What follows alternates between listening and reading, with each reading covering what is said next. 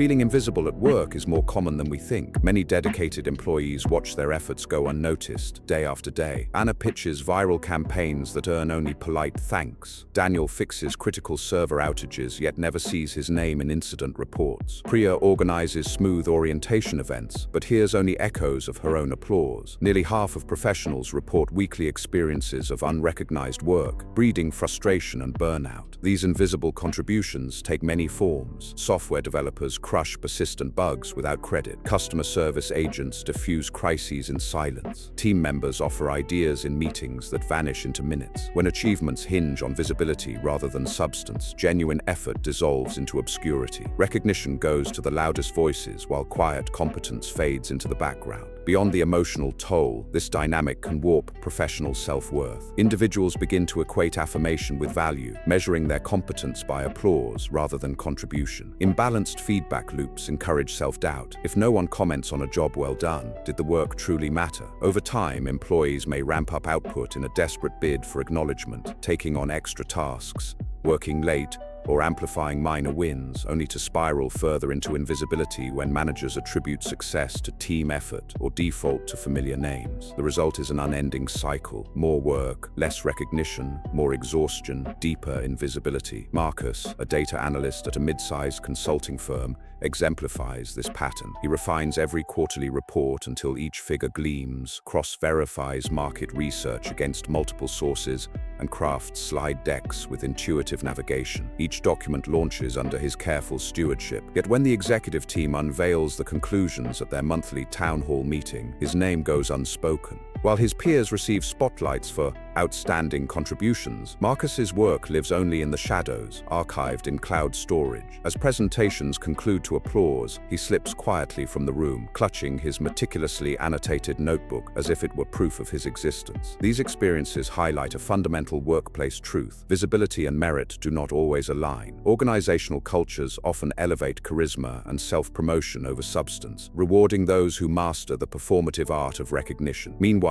diligent professionals who shy from the spotlight or prioritize craft over commentary find their true value hidden behind polished deliverables. Consequently, countless employees internalize a distorted narrative. They must either adopt theatrical self-promotion or resign themselves to obscurity. Neither option sits well with those who prefer authenticity or whose strengths reside in quiet competence. The problem extends beyond individual cases to systemic patterns. Research indicates that teams with balanced recognition practices see engagement scores rise by up to 30%, while those neglecting acknowledgement face turnover spikes and creativity stagnation. Companies that fail to shine a light on their hidden stars risk losing indispensable talent as employees seek workplaces where efforts receive equitable attention. In this context, the issue of feeling unappreciated transcends mere ego. It becomes a strategic liability that undermines collaboration, innovation, and long-term growth. Until now, Marcus believed that unwavering effort alone would break through the silence. Every evening, he stayed late to tweak presentations, convinced that the right mix of visuals and narrative would finally catch his manager's eye. Each weekend, he reorganized his data archives and drafted proposals for process improvements no one had requested. In his mind, perfection equaled eventual recognition. Yet the pattern persisted. His polished work disappeared into digital oblivion, and his value remained unspoken. Marcus's story reflects a common reality. Invisible contributions accumulate, but individual resolve can only stretch so far. When meritocracy falters and visibility hinges on advocacy rather than achievement, professionals face a choice: learn to play the game of recognition or risk vanishing from view. As he carried yet another laptop bag home at midnight, Marcus knew this cycle could not continue. Both his well-being and his career trajectory depended on changing how he understood worth and visibility at work. In the quiet hum of his apartment, he resolved to look beyond mere output. He understood that transformation required reframing not only how others saw him, but how he viewed his own contributions. This awakening marked the threshold of a new approach, one grounded in Alfred Adler's foundational insights on self-worth, inferiority, and social interest. Marcus would soon discover that lasting recognition begins not with louder self-promotion, but with an internal shift toward purposeful community engagement and self-validation. Organizations often operate like living organisms, each member representing an integral part of the collective body. Yet individuals frequently grapple with internal judgments about their own worth. Alfred Adler posited that feelings of inferiority arise not from actual shortcomings but from perceived deficiencies relative to others. In the workplace context, employees may interpret their quieter contributions, subtle process improvements, diligent data verification, reliable client support as evidence of personal inadequacy when these efforts go unnoticed. Consequently, a hidden inferiority complex takes root, fueling an inner narrative that equates invisibility with worthlessness. Adler's theory suggests that all humans experience some sense of inferiority, which serves a developmental purpose. It propels individuals toward growth and mastery. When properly channeled, this striving becomes a constructive force, motivating one to acquire new skills and refine existing talents. However, when left unaddressed, the inferiority complex can distort ambition into unhealthy competition or self-sabotaging perfectionism. In many workplaces, this dynamic plays out as overzealous overperformance in hopes of external validation. Employees labor to offset perceived weakness, taking on burdens beyond capacity and stretching resources thin. Striving, according to Adler, is characterized by a forward-moving push from perceived deficiency toward an imagined goal of superiority. Yet this imagined superiority is not a desire to dominate others,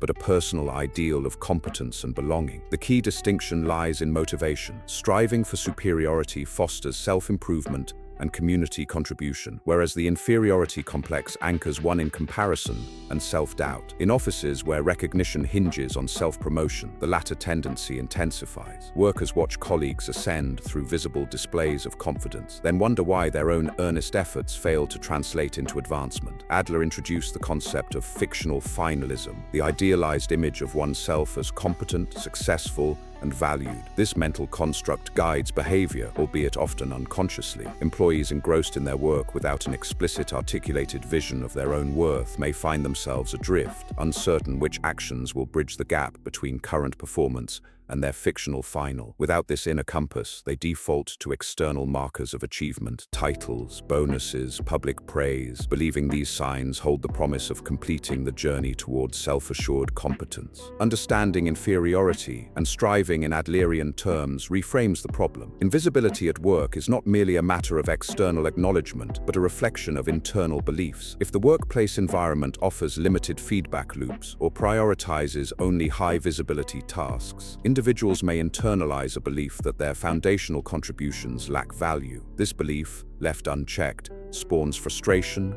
burnout, and in worst cases, withdrawal from meaningful engagement. To counteract this pattern, Adlerian psychology advocates for the cultivation of social interest, a genuine concern for the welfare of others and the community. Social interest, or Gemeinschaftsgefühl, embodies the idea that true fulfillment emerges from contributing to the well-being of the group. In a corporate setting, this means aligning personal goals with broader organizational objectives. Rather than seeking validation narrowly through personal accolades, employees can focus on how their unique strengths serve team success. For example, a meticulous analyst might mentor teammates on data literacy, directly enhancing collective competence. A project coordinator could initiate informal check-ins to foster psychological safety and open communication. Such acts create palpable ripple effects, threading individual contributions into the fabric of shared accomplishment. Adler maintained that social interest is both an attitude and a set of behaviors. Cultivating it begins with shifting focus away from self-comparison and toward communal value creation. Practically, this might involve identifying recurring workplace problems, inefficient processes, miscommunication, unclear role definitions, and applying one's skills to address them. Small acts of service, performed consistently, gradually build an internal sense of purpose that does not rely solely on managerial praise. Over time, these actions generate positive feedback through direct appreciation from peers and a genuine sense of belonging. Moreover, social interest aligns with healthy striving. Instead of striving to outshine others, individuals strive to uplift the group. This reciprocal dynamic fosters collaboration and cultivates environments where recognition becomes more evenly distributed. When teams celebrate collective achievements, improved workflows, successful client outcomes, every contributor, regardless of visibility, experiences an affirmation of worth. In such cultures, managerial acknowledgement shifts toward inclusive practices, such as rotating spotlight segments in meetings or peer-nominated awards, ensuring that foundational work is valued alongside headline-grabbing accomplishments. Implementing Adler's insights requires both individual and organizational efforts. Psychologically, individuals benefit from reflecting on their fictional final, envisioning a version of themselves who feels competent, connected, and valued. Journaling prompts might include questions like, what impact do I wish to have on my team, and which personal qualities do I want to develop to serve others best? Clarifying these ideals provides a roadmap for meaningful actions that resonate beyond self-promotion. Concurrently, organizations can reinforce social interest by crafting recognition systems that celebrate collaborative achievements, and by creating channels for employees to propose and lead community-oriented initiatives. Adler's model also warns against the pitfalls of overcompensation. Striving should not manifest as burnout-inducing overwork or avoidance of delegation. Instead, balanced striving emerges when individuals accept their current limitations as starting points for growth, coupled with a willingness to ask for support. Peer coaching circles, skill-sharing workshops, and mentoring programs can foster an environment in which vulnerability about skill gaps is met with encouragement rather than judgment. Such settings dismantle the myth that seeking assistance signifies weakness, reinforcing a culture of interdependence and mutual respect. Finally, solving invisibility at work hinges on integrating inferiority and striving into a unified framework. Individuals transform perceived inadequacies into purposeful motivation when guided by social interest. Organizations transform isolated performers into cohesive teams when they value both visible achievements and the quiet labor that makes them possible. In this way, Adler's psychological principles illuminate a path from unseen effort to recognized contribution, from internal doubt to communal confidence, a path that elevates both the individual and the collective. In the tapestry of human cooperation, genuine fulfillment arises not from isolated triumphs, but from contributions that weave individual strengths into the greater good. Alfred Adler introduced the concept of social interest, Gemeinschaftsgefühl, a guiding principle that locates personal worth within the context of community welfare. Rather than pursuing recognition solely through conspicuous successes, individuals cultivate lasting fulfillment by aligning their efforts with collective needs. Workplaces that embrace this ethos transform from arenas of competition to ecosystems of shared achievement, where each person's role enhances the strength of the whole. At its core, social interest reframes the pursuit of success. It shifts attention from the narrow goal of personal advancement to the broader aspiration of communal progress. When employees orient their energies towards solving organizational challenges, streamlining a cumbersome process, fostering transparent communication, or elevating team morale, they generate value that resonates across departments. Such contributions, though often subtle, carry an enduring impact. Project timelines accelerate, collaboration flourishes, and morale rises. Recognition follows not as a reward for individual brilliance, but as a natural byproduct of meaningful service. Cultivating social interest begins with empathy, the capacity to perceive and internalize the concerns of colleagues, clients, and stakeholders. Empathy drives practitioners to ask questions like, what obstacles does my team face today? Or, how can I lighten someone else's burden? From these reflections emerge targeted actions that address real pain points. A logistics coordinator, for instance, might map recurring supply chain delays and propose minor schedule adjustments that prevent downstream bottlenecks. An analyst might share insights on data interpretation during cross-functional meetings, enabling smoother decision-making for marketing and sales. These efforts demonstrate a willingness to step beyond one's immediate responsibilities in service of the broader mission. Practical steps to foster social interest include regular check-ins and knowledge-sharing sessions. When teams dedicate even 15 minutes each week to share updates, challenges, and tips, they create a culture of mutual support. During these sessions, individuals can spotlight small innovations, an improved spreadsheet formula, a more efficient workflow template, or a newly discovered resource link, thereby spreading practical tools that benefit the entire group. This rhythm of collective problem-solving reinforces the notion that each participant's expertise is vital, regardless of title or visibility. Another powerful practice involves identifying systemic issues and rallying peers to contribute solutions. Rather than waiting for top-down directives, proactive employees can initiate working groups focused on areas such as onboarding optimization, customer feedback loops, or sustainability initiatives. By volunteering to co-lead these groups, individuals demonstrate leadership through service, reflecting Adler's principle that genuine influence arises from contributing to others' welfare. Success in these initiatives is shared, building robust networks of recognition among peers and leaders alike. Social interest also manifests through mentorship and peer coaching. When seasoned team members mentor newcomers, they transmit institutional knowledge and social norms, accelerating integration and reducing errors. Mentorship need not be formal. It can take the form of brief one-on-one lunches or impromptu tutorials on specialized tools. Such interactions build rapport and open channels for future collaboration. In turn, mentors deepen their own understanding by articulating concepts and reflecting on their practices, reinforcing personal mastery while strengthening the social fabric. Feedback culture serves as another pillar of social interest. Constructive, empathetic feedback, both solicited and volunteered, fortifies trust and enhances performance across the board. When teams cultivate routines for peer feedback, they demystify the exchange of praise and critique. Positive observations about a colleague's attention to detail or ability to navigate stakeholder relationships become commonplace, validating efforts that might otherwise go unnoticed. Critiques, delivered with respect and coupled with suggestions for improvement, empower individuals to refine their contributions in alignment with group needs. To sustain social interest, organizations can adopt recognition practices that spotlight collective impact. Celebrations of team accomplishments,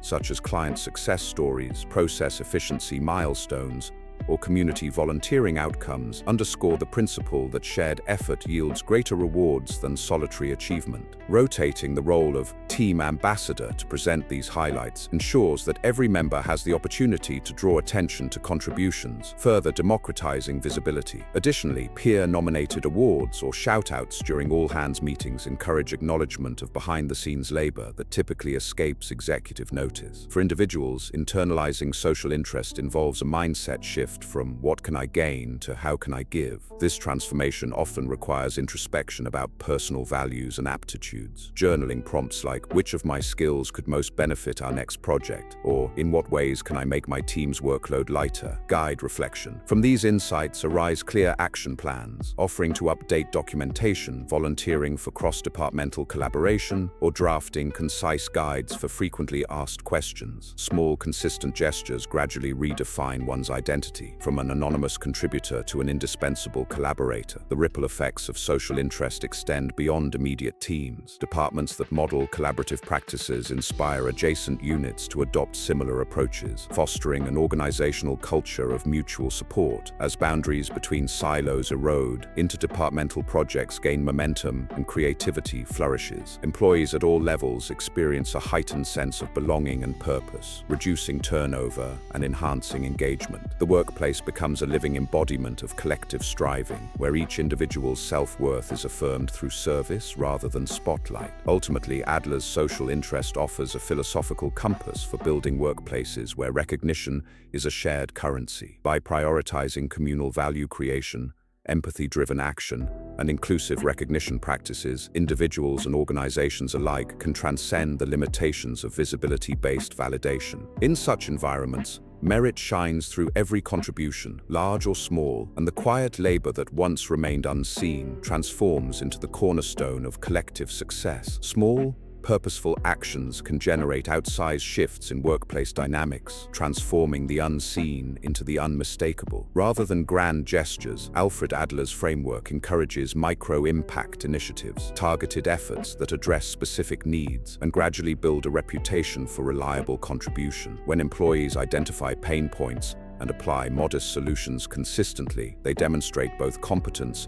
and commitment, inviting acknowledgement through tangible results. The first step involves mapping daily friction. Individuals observe repeated obstacles within their teams, redundant email threads that bury crucial information, unclear handoff processes between departments, or insufficient resources for recurring tasks. By documenting these patterns, they create an impact log of inefficiencies that, when addressed, promise measurable improvement. For example, a team member might note that project updates often fail to reach all stakeholders, leading to confusion and duplicated work. Rather than waiting for management to solve the problem, this individual crafts a concise, standardized update template and circulates it with clear distribution instructions. The template's immediate uptake, fewer follow-up questions, and faster alignment garners appreciative reactions from colleagues who benefit most. Next, micro-impact strategists prioritize visibility through pilot initiatives. By selecting 1 or 2 projects to demonstrate their solution's effectiveness, they limit risk and concentrate praise. Continuing the example, the standardized update template could debut in a single pilot team meeting. After observing reduced confusion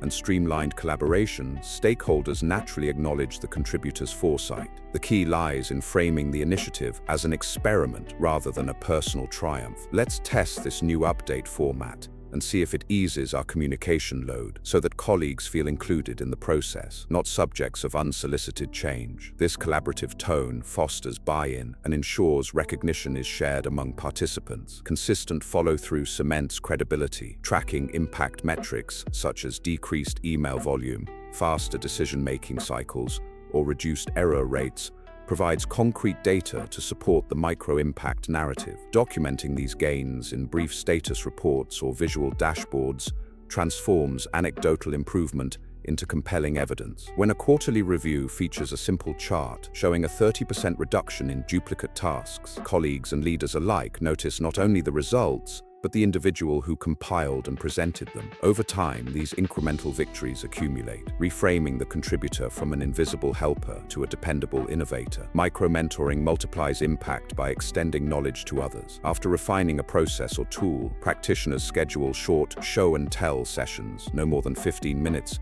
to demonstrate their approach. These sessions can occur at the start of team huddles or during virtual stand-ups, where a brief walkthrough of the new update template, for instance, invites questions and feedback. By empowering peers to adopt the practice, the micro-impact architect builds a network of advocates who, in turn, credit the originator when the process becomes standard. This ripple effect amplifies visibility. Each adoption story becomes another thread in the contributor's growing tapestry of influence. Simplifying complex data is another potent micro-impact tactic. When technical jargon or dense reports overwhelm non-specialist audiences, employees can distill information into accessible infographics or bulleted summaries. A single-slide key insights deck shared prior to meetings steers attention toward critical issues and reduces cognitive load for decision-makers. Executives who grasp strategic priorities more quickly often ask about the slide's creator, directly pairing the valuable insight with its author. Such insight shorthand not only elevates decision quality, but underscores the contributor's role as a translator between data and action. Another avenue for micro-impact lies in peer recognition rituals. Individuals initiate shout-out segments during regular meetings, inviting teammates to acknowledge each other's behind-the-scenes efforts. By modeling generosity, publicly lauding a colleague who streamlined a procurement process, micro-impact champions create a culture where acknowledgement flows both ways. Facilitating these rituals positions the instigator as a cultural leader, further enhancing their visibility while uplifting the team. The practice fosters reciprocal recognition. Colleagues reciprocate by spotlighting the instigator's own initiatives, creating a virtuous cycle of appreciation. Strategic alignment with organizational priorities boosts micro-impact relevance. When a company emphasizes customer satisfaction, employees can tailor their small actions accordingly, streamlining feedback loops, compiling concise customer insight briefs, or proposing minor tweaks to product documentation. By framing micro-impact projects within the language of company goals, contributors ensure that their efforts resonate with leadership's agenda. This alignment invites recognition at higher levels. When the CEO praises a customer-centric innovation during an all-hands meeting, the micro-impact architect's work gains broader visibility. Timing and context matter. Micro-impact projects should launch during windows of receptivity, quarter starts when priorities are fresh,